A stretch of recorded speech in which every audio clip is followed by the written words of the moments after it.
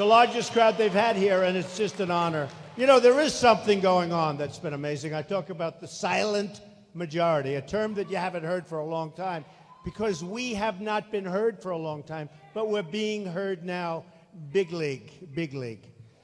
I wanted to show you something, and it's sort of interesting because you wake up, you pick up the papers, you read the papers, and you know, I've been saying the press is very dishonest, right? Not all of it. There they are. Look, always live television. I've been repeating this every time I go on. It's live television. Other guys go, there's no television. They have a couple of reporters, and that's fine. And they give a speech. They mostly read it or they use teleprompters. And that way you don't get yourself in trouble. There is something about it, right? And, you know, I say you shouldn't be allowed to use teleprompters because you have to test people's intelligence. If you need teleprompters, you know how easy it is? No, do you know how easy it is? You stand there and you read a teleprompter. I don't know, someday I'm going to be doing it, I guess, you know. But the press, and some of it's been terrific. Some of the political coverage has been very honest, honorable people, and I've met some great journalists.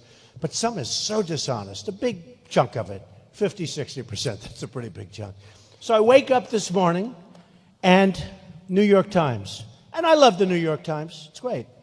But I see a story on the front page. I'm on the front page. I'm always on the front page of the New York Times now. We're going to set a record for that, too, like almost every day. So, do you mind if I put on my glasses? Does anybody mind? You know, the print gets smaller and smaller and smaller as they lose more and more money. It's tough. It's true.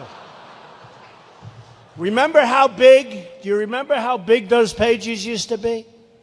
Now it's supposed to be like a tabloid, you know, read it this way. But these things used to be massive. Now they're not so big. But it's still the New York Times. And we still love the New York Times. It's a different bent. Editorially, they kill us all. They don't agree with us, but that's okay. So I pick up, Trump gets earful in Spanish as Latino outlets air disdain. And I'm just saying, what does that mean? And they start off, now think of this is the front page. And, you know, especially if you come from New York, when you're in the front page, that means like a lot to me. Of the New York Times, that's a lot. So it talks about the whole thing I had with the Spanish journalist. If you call him a journalist, I don't. Actually, he's an advocate for lots of things. So they say here, this is a different person. The front page. Ricardo Sanchez, known as El Mandril, on his Spanish drive time radio show in Los Angeles, has taken to calling Donald J. Trump El Hombre del Peliquin. In other words, the man of the toupee. As I wear a toupee. And I don't. I swear to you I don't. Okay. Now it goes on, and it gets worse, by the way. It says that I was accused, Mexican immigrants, who I love. By the way, I love Mexican people. I have such a great relationship to Mexico. I hire thousands. People, the rich Mexicans, they're great people. Friends of mine, they buy my apartments. Just like I love the Chinese people. The problem, it's true, they buy my apartments. They're friends of mine. They live in Trump Tower. They live in many of my buildings. I love the Mexican people. They have tremendous spirit. So here, they have down here, and they love me. And by the way, I think I'm going to win the Mexican vote because I'm going to bring, and the Hispanic vote generally. Thousands and thousands of people have worked for me over the years, Hispanic, because I'm going to bring jobs back from China, and I'm going to bring jobs back from Japan, and all of these people. So now, no, it gets worse. Don't worry. Trump, who has dismissed some Mexican immigrants, listen to this, as rapists and criminals, or simply put, as Hitler. Do you believe? Now, the Hitler one I've never heard until this morning when I woke up. I'm not a fan of Hitler. So now they just added the rapist. Now they've just added Hitler into it. So then, which is all false, by the way, and they know it.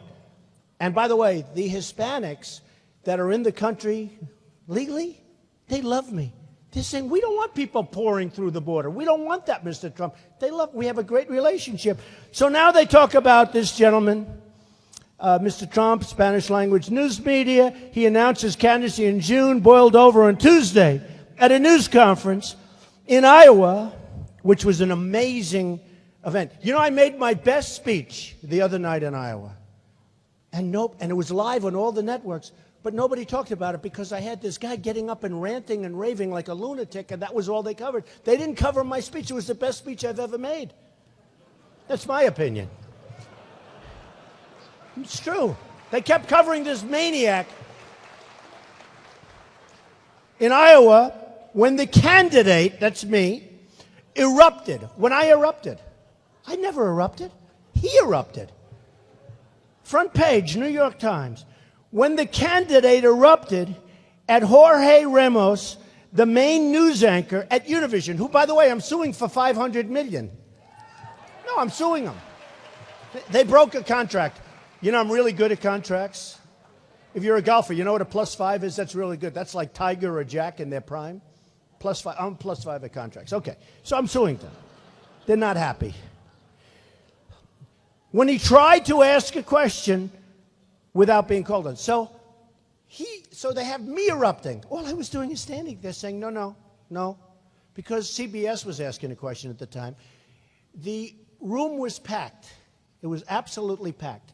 It was packed with reporters, and it was a news conference.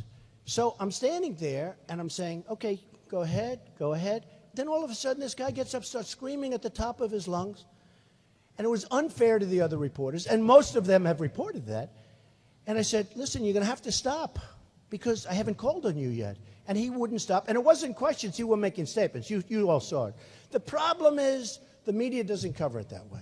So here they have, front page of the New York Times, that I erupted. I never erupted. I never even raised my voice. In fact, much of the media, the fair media, even some of the liberal media said I really handled the situation well. Can you believe it? I was shocked. Shocked. So, but now I'm on the front page of the New York Times saying, number one, I wear a toupee, and number two, I erupted at this guy, and number three, they said Hitler. I don't like that. Okay? So the news media here, you can have it. Anybody want? By the way, there's more in there, but I don't want to report it. I'm just showing the stuff in the front page. I don't have to go back to page 11. That's really bad. So it's an amazing thing what happens with the news, with the media. And again, some is really good and some is really accurate, and a lot of it's not, and it's too bad. But we have a country that's in serious trouble. We don't have victories anymore. We used to have victories. And, you know, one of the things that I've been most honored about is when I ran and when I decided to run, nobody thought I was going to run. They said, he's got this great life. He's built this great company. Now, a lot of people said I wouldn't run because I'd never report my financials because people thought that I was richer than I might have been. But then I reported, and they said, actually, he's much, much richer than we ever thought. Can you believe it? They didn't know I wanted to report my financials. I might have reported them if I didn't run. I might have been the only person in history that reports his financials and says, I'm not running, but I'm reporting. Because I like it. I'm proud of the company. I built this incredible company. But you remember? Do you remember they said very strongly, they said, he'll never run. The talking heads. You know, they get paid like $500,000 a year. A lot of these guys on Fox, on CNN, talking heads. They're not very smart guys. They think they're smart, but they're not. And I won't mention names because some are actually coming around. I'm not going to mention names. You know, I've insulted some of them so badly, there's no way they can ever come to my side. The things I've said about certain of them, but a couple of them have come like full circle. They think it's a phenomenon. One of them, the people who was killing me, yesterday was saying, Donald Trump is a phenomenon. I almost fell off my chair when I heard this. Because what we've done has been amazing. And it's not me. There's a movement going on. This is not like a normal, you know, when you see Bush at 300 people and they're happy, and we have 17 or 1,800 people, and it's just such, there's something happening. There's something happening.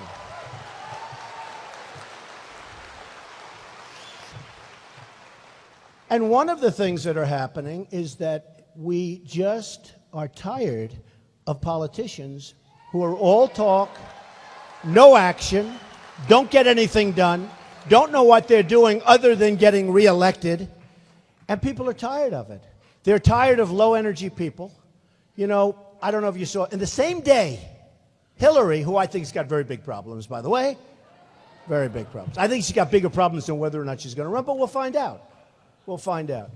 But Hillary and Jeb, I can't call him Bush. He doesn't use his last name. Did you ever see a sign that says Jeb Bush or Bush? Now, there's a reason he doesn't use his last name, because it's not going to work too well. Because we had a lot of problems with that last name. We had a lot of problems. But in the same day, they said, his tone is not nice. His tone. You know, I view it as energy. There's no energy on the other side. We need tone. We need tough tone.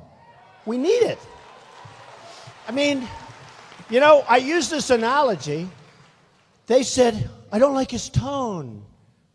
And I said to myself, you know, I just turned on, and ISIS was chopping off the heads of 3 Christians, taking their heads off. They were dunking them. You saw that with the cages where they dunk them in the ocean and drown them. And they're talking about my tone. We need tough tone. We're not going to have a country anymore. We're not going to have a country. So I've met so many people over the last period of time, and I've met so many vets who are being mistreated horribly by the incompetent people in Washington. It's not even the money. They throw money, but between the theft that goes on, the bad management, the vets will be taken care of so well under a Trump administration. And I have tremendous support from the vets.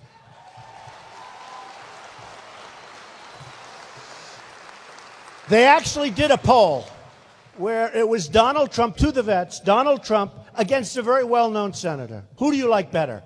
I blew him away. I blew him away. And the reason is, for many, many years, these people, they're in Washington, and they talk and talk and talk, and nothing happens. Do you know, 2 weeks ago on Wednesday, the vets had the longest wait in the history of the Veterans Administration, meaning in a waiting room. I go to a doctor, if I have to wait like 12 seconds, I even say, come to my apartment. Can you do that? You know, I try and get away with that. You know, remember the old days where they'd actually go to your house? With my mother. If you weren't feeling well, doctor, could you come over? He'd come with a little satchel, right? You remember? We don't have that anymore. But, you know, if I had to wait like 10 seconds, I'd go nuts. These people are waiting 5 and 6 days just to see the doctor. They had one instance where he waited 5 days. When he got to the doctor said, I'm sorry, I'm going on vacation for 2 weeks. Can you come back? He was sick. And, you know, a lot of this is stuff that a pill can take care of, or a little incision can take care of, or something can take care of very quickly, you know, where it goes away. And they have to live with it. And it's unfair. And it's incompetent. It's incompetent management. And it's not the money, because they spend tremendous money. They spend tremendous money, but it's incompetent people running it. And the new group doesn't know what they're doing. They threw more money. They just keep throwing money. They think throwing money helps. You know, it's like the people that are fighting me for the position of running against the Democrats. Who are going to win? Because nobody's going to want another 4 years of this Obama stuff. Nobody. I think we're going to win. I know I'm going to win. I know I'm going to win. But it's like Jeb Bush, and I keep using him because I used to think he was like the guy that you had to beat. But he's like mired down. He's going down fast. I don't even know who's second. You know, a poll came out today. Actually, Dr. Carson's second. He's a nice guy. I can't hit him. He's been so nice to me. It's true. I cannot hit him. And Ted Cruz, Senator Cruz, has been so nice to me. I can't hit him. I may have to if he starts getting like really close. I may have to. But, you know, it's sort of interesting. No, but Ted Cruz has been so great. In fact, I think we're doing something next week or the week after about the Iran Pact. We're going to do it in Washington. We're going to have a tremendous crowd come out. And this Iran Pact is, you talk about incompetent. I mean, this is one of the all-time. But it's like, I really was hitting Bush hard. I actually felt sorry for him because he's such a nice person, you know? And yesterday he upped his energy, and I've called him a low-energy individual. We don't need low energy. Our country's falling apart. We're getting beaten at every single corner. We don't have one good trade deal out of hundreds. We're losing money with everybody. China's taking money like candy from a baby's pocket. Japan is sending millions of cars to our shores. Millions. We send them beef. We send them wheat. You ever see what they're up here, we're down here monetarily, like they're here, we're here, and then they don't want our beef. They send it back. It doesn't last very long. It's called perishable. And I was in Los Angeles and I saw a boat, a ship, like the biggest ship I've ever seen. Cars from Japan. And it's like so imbalanced. It's so imbalanced. And they're rough and they have a great leader. And we have Carolyn Kennedy representing us, who's a very nice person. I tell her all the time, I told you, why do I like her? Because Ivanka likes her, my daughter. Anybody my daughter likes, I like. But I don't want her negotiating for me, please. Not Carol. I told the story about, has anyone heard how she got the job? Has anyone heard? Should I tell you the story? So it was on 60 Minutes. And it was actually very accurately portrayed because I told the story once before. And it was very accurately portrayed. Carolyn Kennedy went to the White House. And she said, you know, nicely, meekly, I'd like a job. And they said, oh, that's good. What would you like to do? Oh, do you have anything? Well, how would you like to be the ambassador to Japan? She went, really? This was on 60 Minutes. I'm telling you, it's very close. Because all those live cameras back there, they're going to test me. You know, I can't even exaggerate anymore. It's true. They're testing me all the time. He said this, and it wasn't quite that way. He said The Art of the Deal is the greatest selling business book of all time. I think it was. But now I say one of them. That way I can't get in trouble. I think it was. So they have Carolyn Kennedy, ambassador to Japan. She goes, really? Wow. She goes, are you serious? They made her ambassador to Japan. And now they show her in Japan, 60 Minutes, and Abe, killer. He's a killer. Abe is the new head of Japan, right? And Abe is wining and dining her, feting her, you know, dinners, state dinners, beautiful. I mean, she's a wonderful person. She doesn't have a clue. So I have Carl Icahn. Does anyone know Carl Icahn? Carl is great. He said, Donald, do me a favor. Stop calling me a killer. But I said, Carl, you're a killer. But he doesn't want me to call Carl, so I will not call him a killer. Is that okay? And I have other guys, very tough. But I said to Carl, how do you think you do against Japan? Oh, they're killing her, no problem. Believe me, put them in the room, we're going to win. All right? No problem. But we're not going to win with Carolyn Kennedy. We're not going to win. The first thing I say is, if they're selling trillions and we're doing down here like peanuts, it's got to equalize, folks. What kind of a deal is this? China's worse. I love China. I love the people of China. Just like in Mexico, I love the people. The problem with Mexico, with China, with Japan, their leaders are much smarter than our leaders, like to a point of no return. We're getting killed. It's hard to believe. You know, I always use as an excuse, nothing to do with business, but it's a good sort of a reason. Sergeant Bergdahl, right? We know Sergeant Bergdahl. A traitor. 6 people died looking for him. He left. He deserted. Went to the other side. He didn't realize the other side wasn't treating him so nice. You know, they were not too nice to him. They roughed him up. But so, he says, good. I agree. Good. Drop him back. Let's retrade that deal. So we get Bergdahl a traitor. This is the same people that make our trade deals. We get Bergdahl, a traitor that we don't want. I don't want him. Does anybody here want him?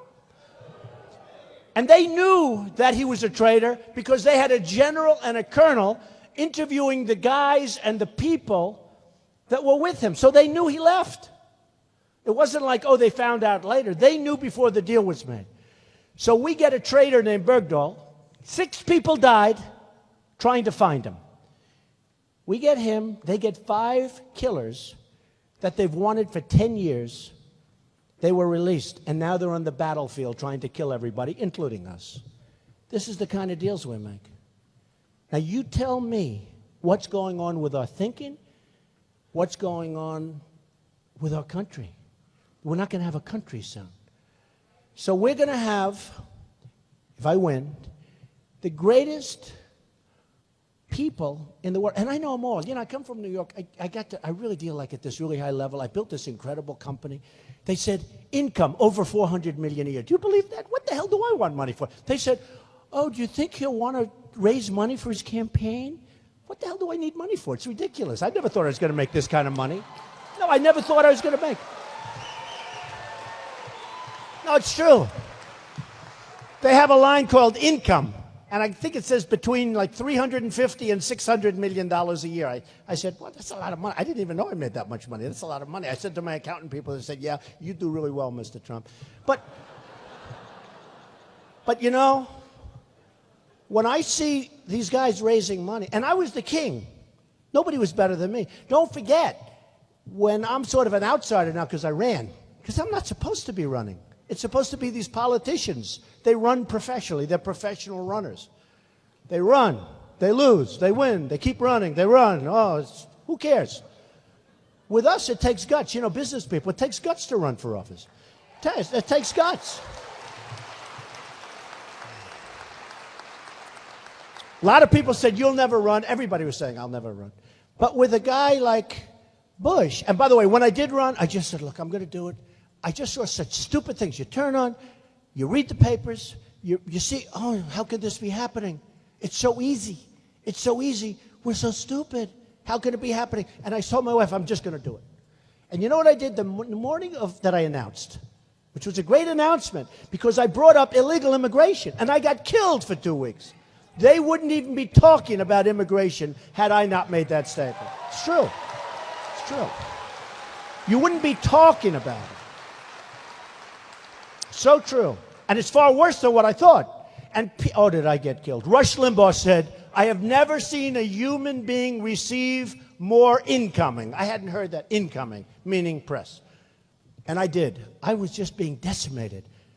People said, can you apologize? I said, I can't do that because I know I'm right. I know I'm right. And I talked about the crime, and I talked about the problems with illegal immigration, and I talked about these things. And people, all of a sudden, you had the horrible tragedy of Kate in San Francisco, and you had many other tragedies. Even the other night, last week, a woman from California, 66 years old, raped, sodomized, tortured, and killed by an illegal immigrant. She was a veteran, by the way. 66-year-old woman, raped, sodomized, tortured, and killed. And that was in last week. And there's many of these instances. So I say, we have to do something. We can't have weak people anymore. We just can't. Somebody said Trump doesn't have the temperament. I have the perfect temperament. I built this great company. A perfect temperament. I have the right temperament. In fact, I went for a physical because somebody was saying, oh, did you take a physical? Well, you know, I feel like I'm in good shape, but you got to be careful. And the doctor said, I don't know, 110 blood pressure, like 110. The doctor said, you have the blood pressure of a great athlete. This is impossible. I have really low blood pressure. Can you imagine if I had high blood pressure? Would I be in trouble? I wouldn't be here. I would have exploded someplace about 20 years ago. It's true. No, I have low blood pressure. Nobody believes I have low blood pressure. I have great temperament. And you need great temperament. But you know the other thing that you need, and I thought it was so important. Somebody said to me, it was a great compliment, one of the great business guys said, Trump is the most unpredictable guy I've ever. That's what we need. We need some unpredictability. We really do. And this business guy, who's a tough cookie, he said it as a compliment. He said, he's so unpredictable, we never know which way to go. We need unpredictability. We're so predictable. We're like bad checker players, and we're playing against Putin, who I would get along with great. I would get along with Putin. You see, we're sending planes over. We're sending boats over. Why isn't Germany helping? Why aren't the European countries? You know, we're talking about the Ukraine. I feel very strongly about the Ukraine. It's great. But why do we have to be in the lead all the time? So we got that. We're fighting. They're showing these gorgeous brand new F-22s. That's the newest and the best. They're going over for a potential conflict with Ukraine. But where are the Europeans? Why are we always doing it? I love Ukraine. I love Ukraine. But why do we always have to be late? Now, we have in North Korea, the guy's acting up again. You know, every 6-7 months he starts to act up. Okay? Now, 2 weeks ago, I ordered 4,000 television sets. They all come from South Korea. They're making a fortune. I don't know if anybody here, does anybody make television sets? I swear, pay more money. They don't even make them in the United States anyway. Does anybody make television sets? You know what I mean. Samsung, LG, all of them. They all come from South Korea. I paid a fortune. They gave me a pretty good price, actually. Got the nice one, you know, with a nice round screen, beautiful. $4,000, that's a big order for a big job. And so I ordered all these televisions, and I said, boy, I paid a lot of money. And then you look at the balance between the United States and South Korea. They're killing us. China, you see the deficit that we have with China? I mean, if you had a business that lost money every year, you'd close it, right? You'd do something. We have a deficit with China. I won't even say the number. It's so ridiculous. It's massive. We have rebuilt China. And again, I have the largest bank in the world as my tenant from China. And they just renewed their lease. I said, are you sure you want to renew your lease in my building? Oh, we love you, Mr. Trump. They love me because they're smart. They know I'm telling the truth. They actually just renewed their lease for 10 years. But the largest in the world. So large, they consider Citibank a small subsidiary. I said, how does Citibank compare? They look at me like, Citibank? That's like nothing. These are massive, massive, powerful banks. And they can't believe they're getting away with what they're getting away with. They just can't believe it. So we can straighten this out. We need great business minds. There are minds in this room that could do a fantastic job. A fantastic job.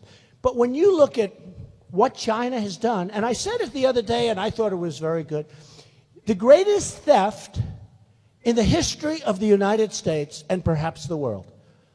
That's the money that China has taken from the United States and rebuilt itself. Greatest theft, think of it. That's a pretty big statement, right? Greatest theft in the history of the United States, perhaps the world. Now, that's not only the money, that's the money and the jobs and everything else. So again, I respect China. Great respect. In fact, the Chinese leader is coming over here next week. We'll give him a great dinner. We'll celebrate him. You don't do that to people that are, you just, let's have lunch. You don't need these big state dinners. You don't need them. They probably leave and they say, what a bunch of dopes. Can you believe the way they look? So, again, whether it's Japan or Mexico or China, I love them. I just wish our leaders were smart. I know the greatest negotiators in the world. Some are overrated that you heard of. Some are underrated. Some you never heard of. I know the best. Like Carl Icahn's one of the best. If I put Carl in charge of Japan, Carl, handle Japan trade deals. It's over. Just walk away. Let them on the run. Oh, forget it. They even know that they don't have a chance, okay? It's over. And if I put another person, you understand, okay? Not Carolyn Kennedy. I love her. Not Carolyn. I said at one of the groups, I said, you know, the people I'm talking about are not nice people. They're vicious, horrible, miserable human beings. But they're the greatest negotiators in the world. And I said to the audience, do you care? And they gave me a standing ovation. They said, we love them. I said, you'll never have dinner with them? They think horribly of you? These are terrible people in many cases. In about 2% of the cases, they're actually nice people. But who cares? I want our great negotiators negotiating our deals. I don't want these nice people that got there because they gave political contributions. It's true. They got there because they got friendships. I want the best and the brightest and the smartest because that's what we're dealing with. In China, they are so smart. What they've done to their currency is so brilliant. They have manipulated. Now, they may be creating a bubble, and they don't care because we're going to pay the bigger price for the bubble than them if it is, in fact, a bubble. But when I see these people that are negotiating, and I know some of them. I know some of the people that are our top trade people. I don't want to get personal because they're nice people. And they see me and they like me and I like them. They don't like me. I mean, I'm sure behind my back they say bad stuff, but that's okay. They pretend they like me, I will say that. Especially now since I'm leading in every poll. Now they're really liking me. You know why? Because they want to keep their job, but that's not going to happen. I'm sorry. We're going to put the right people in. But when I look at Jeb Bush, who raised $125 million, now I used to be one of those people. He raised 125. Hillary raised 60. But people are really afraid of Jeb now because these are people, you know, there was an article that Jeb's funding is drying up. His paper. No, it's drying up. You know why? Because he's losing so badly. To me, he's losing so badly that people are starting to have, but it doesn't matter because they thought he was like the establishment guy. He'd walk in, would have another Bush, would have another. Remember the read my lips, no more taxes? And I like the father. But you remember that? Read my lips, no more. That was the end of him when he gave one of the largest tax increases in history. It's the same old stuff. His brother gets us into that mess in Iraq that we never recovered from. Then Obama blew it by getting out the wrong way. I mean, look, everybody blew it. Everybody blew it. But when I look at Jeb raising hundreds of millions of dollars, which is honestly the only thing he has. Without that, he's got nothing. Zero. But he'll do attack ads on me at some point. And I tell people, get ready. They'll say, just like that crummy newspaper that I threw up in the air, it'll be false stuff. Everybody knows. Look, I've done a great job. Maybe a little controversial, but that's okay. I've done a great job. But when I look at that, all of those people, most of whom I know, many of whom you don't know because it's secret. You know, they should have transparency in giving. Nobody ever talks about that. I want to know who gave. If somebody gives $5 million, that's okay. Let me know who he is at least so I know what it is. They don't do that. You don't have transparency. You should have complete transparency. And the laws are so crazy. You know, Jeb puts his best friend in charge of his PAC. They're not allowed to talk. They don't talk. They play golf together or they do get together for dinner. But they don't talk. We don't talk. We never mentioned anything. Give me a break. Okay, give me a break. But when I see this kind of money put into things, the people that put up the money have total control over Jeb, over Hillary, over everybody. Total control. Total control. Hey, honestly, nobody played the game better than me. I understand. I was the king.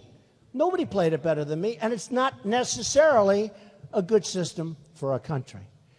Because if you have a lobbyist that gave a lot of money, and that lobbyist is representing a country or a company, and that lobbyist wants something, that lobbyist is going to get it. 9 times out of 10, I can practically say 10 times out of 10, that lobbyist is going to get what he or she wants. A couple of weeks ago, somebody came to me, very powerful lobbyist. I'd like to put money into your campaign, $5 million. I said, oh, yeah. You know, I'm a business person. How do you say no, right? I said, I don't want it. I don't want your money. Because he would come to me in 2 years, 3 years, 4 years, 1 year, 6 months, who knows? And he's going to want something. And it may be not for the good of the country. And all I care about is the country. You know, I built this. Thank you.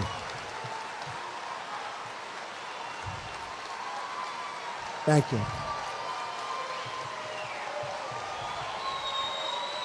Thank you.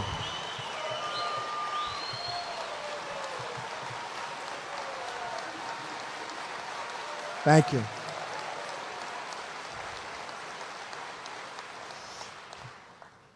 You know, I was criticized the other day. They gave me like these great marks for speaking. They said his speech was incredible. But the one flaw is that he speaks through his applause. In other words, when people get up, so that's why I waited a little while. I'm trying to, but no, it's true. But they say his one flaw, his speaking, but they like the way I use my hands. Can you believe it? I don't know. No, it's true. They say, oh, he uses his hands so well. I say, really? Okay. But the one flaw, they said, is he speaks through his applause. And then I realized I have to because I don't have the patience to wait. Does that make sense? I have so much to say. I'm thinking about so many things. And I have so much to say, I don't really have the patience. So excuse me if I speak through the applause. The hell with it. I don't want to change. But, you know, so when I see the money that was, and I'm not just talking about Jeb, I'm talking so many others. You know, most of the people, they have money raised. And those people that gave them the money have total control over that particular politician.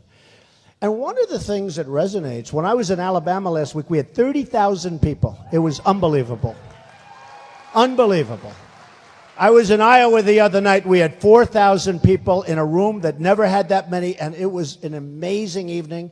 The polls came out, by the way, leading Iowa. A poll just came out, by the way, a poll just came out 2 days ago. South Carolina, 30%. Forget about everything else, right? 30%.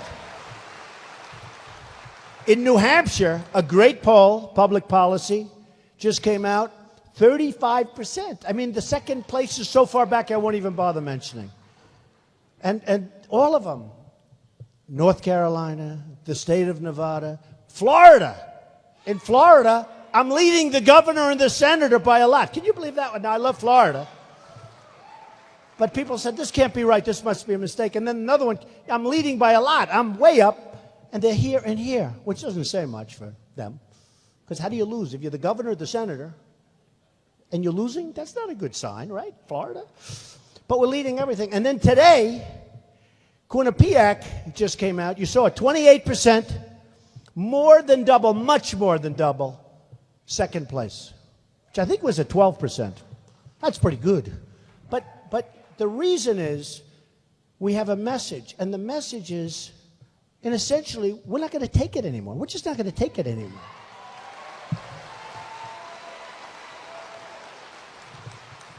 So, a couple of weeks ago, we came out with our immigration plan, and it's honestly been met with, I know you've heard, very controversial and all, but generally speaking, it's been met with tremendous applause. People are tired of what's happening, and part of the plan is a wall. And I was criticized, you can't build a wall. How can you? You're right. She's obviously in the building real estate business, right? Stand up. Are you in the real estate business? And you know what I'm doing. Can Trump build a wall? And it's going to be so beautiful. Because someday when I'm no longer around, they'll call it the Trump wall. It's got to be the greatest wall. Got to be the greatest. Thank you. Thank you, darling. So, I heard so much about you can't build a wall. So here's the story. The wall that they have now is like this. Did you ever see it where they're doing like, they buy a ladder at Home Depot, they're over the wall. This is not the kind of wall. Not that kind. I'm probably talking about 50 or 60-foot precast panels, bing. People aren't getting over my wall. And they're not going under it. Then they say, oh, they'll go under. Well, you can't, because with X-ray equipment, you can't go under it. You see it right away. All right? But people don't go over my wall. You can go solid. You ever see plank that's laid like for highways where they cross highways? It's concrete plank. It's precast. I'm so good at this. That's actually the thing I'm best at. Hey, isn't that good to have a president that's really good at construction when we have to build our country, rebuild it, our infrastructure? We have our highways are crumbling, our bridges are crumbling, our airports are third world. I went to Dubai. They have an airport, the most beautiful thing I've ever seen. Most beautiful. I went to Qatar. They have an airport, most beautiful I've ever seen. In fact, one of the top people in Qatar was showing me the airport. Oh, Mr. Trump, and then we have this, then we have that. And I'm going like, I'm thinking about LaGuardia. Oh, yeah. They have terrazzo floors, no marble. They have terrazzo floors. And when it breaks, it's 40 years old. When it breaks, they use asphalt, black asphalt on a white floor. Fill it up with asphalt. And this is in the terminal. So, I'm used to that. So this guy's showing me, a wonderful guy, showing me the airport in Qatar, which they say Qatar. I've always said Qatar, so what the hell. I don't care if I mispronounce it, doesn't matter. I've always said Qatar. So we're in Qatar, and he's showing me this gorgeous airport, most beautiful thing I've ever seen. I said, this is the most beautiful airport I've ever seen. He goes, no, Mr. Trump, no. This is just temporary. The new airport is being, and I look at the crane, there's like 70 cranes on the other side, 2 miles away. I say, what is that? That's our new terminal, Mr. Trump. This gets knocked down after that's complete. They knocked it down. And it was beautiful. And this is what we have. We have third world. Go to LAX, LaGuardia, Kennedy, Newark, any of them.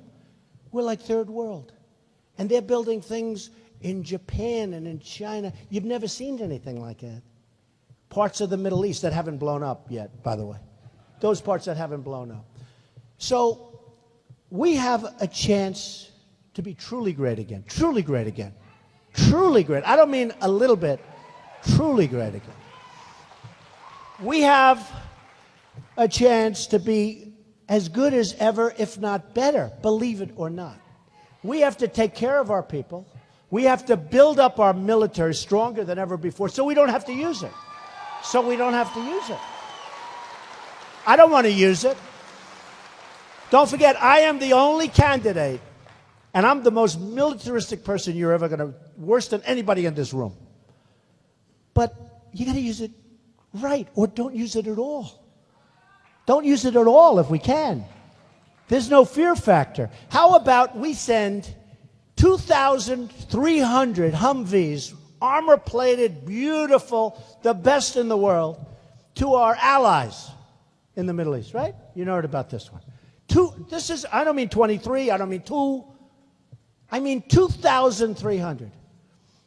The most expensive. You know, they were being blown up, and our boys and ladies are losing their legs and their arms because they didn't have the armor and all of that, right? Terrible. Now we make them incredibly. They can take tremendous damage, and you'll be okay. And we send 2,300 to our allies. One big group. One shot's fired. Everybody gets out, they run away. Our enemy now owns all of them, has all of them. 2,300. Think of how many that. I said, how do you get them over there? Because when they said that, 2,000, I thought they were like, you got to be kidding. And I actually thought, you mean 23. No, 2,300 Humvees, the best in the world. And we don't have them. We have the ones that are without the armor because ours are old. These are the best. Our enemy has them. Our enemies have lots of our weapons. Because when we give them to the Allies, as soon as 3.5 bullets go off, they run away. And they drop everything.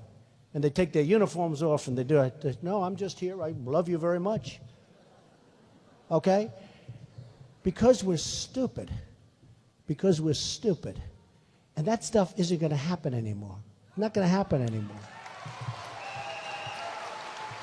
You know, everybody said, CNN actually did a poll. And the poll it was a wonderful poll. Well, believe me, I wouldn't be talking about it. But it was a wonderful poll, had me leading. But more importantly, in the background, they had these different categories. Who's best on leadership? Trump by far. Who's best on finance and economics? It was like 5 times, so much better than they were in the dust. I don't mean like a little bit better. I don't mean 2 or 3 times better. I mean much better. And who's better on the only thing I did badly on was, is he a nice person? And people said, no, he's not. I was last in terms of niceness. But I think I'm the nicest of all. I just don't want to be taken advantage of. Does that make sense? That was my only weak thing. And a woman came up to me, and she had seen the poll. And she said, Mr. Trump, I just heard your speech. I love what you said. But you know what? I don't know if you're nice enough to be president. And I said, number one, I really think I'm a nice person. I help people. I love to help people. But I really think that this is going to be an election that's not based on niceness. It's going to be based on competence and smartness and toughness, because we're tired of the nice. We don't need the nice. We need the competent. And we're going to have such a competent, brilliant presidency if I win. And I think we're going to have a really good chance. You know, when people were talking about the polls today, some of the people were like sort of surprised. And John McLaughlin, you know John McLaughlin, he does the McLaughlin Report. He was arguing with somebody because my poll numbers were good. I was doing very good. He has a show, McLaughlin. I never met him. I don't know who he is. But he said something that he said, this man has had great achievement and accomplishment all his life. All his life. I go to Europe, I see his name. I go all over the city, I see his name. I see buildings, I see other things he does. He's a man of great achievement. Why wouldn't he do well? And I thought it was very nice. I wrote him a letter. I said, thank you very much. Thank you very much. One of the things that I'm most proud of is that a few of the people that I'm running against really, really hit me hard. One was Governor Perry. And he went from 5% to nothing. He went to nothing. And he would make speeches about me. What a bad guy. I mean, he used horrible terms. He used the word cancer. He used horrible terms. I said, I'm not a bad person. But he was trying. You know, he was down pretty low, and he wanted to get up, and I understand. But he went down. Another one was Senator Lindsey Graham. Has anyone ever heard of Lindsey Graham? This guy. I mean, he's out of control. I mean, he's real. So a poll came out the other day. He was at 0. 0. Even Pataki was higher. Pataki was at 0 with an arrow up. That means he got 1. But Lindsey Graham actually had 0. And the other day, when the poll came out where I had 30, he had 4. And I wrote him a note. I said, thank you and congratulations on 4, even though it is his home state. You know, this was in his home state. I'm not talking about national. Nationally, he still got 0. But in his home state, he had 4, the one that came out 2 days ago. And I had a lot. I had 30. So I congratulated him on getting 4 and on the fact that I was only up on him by 26 points. That's a lot, right? But no, the level of viciousness from him, and I don't understand it because he called me 3 or 4 years ago. He wanted my help. He wanted money. He wanted everything. Oh, he'd be so easy. If I wanted to, if I cared, he'd be so easy. He'd be so easy. You're right.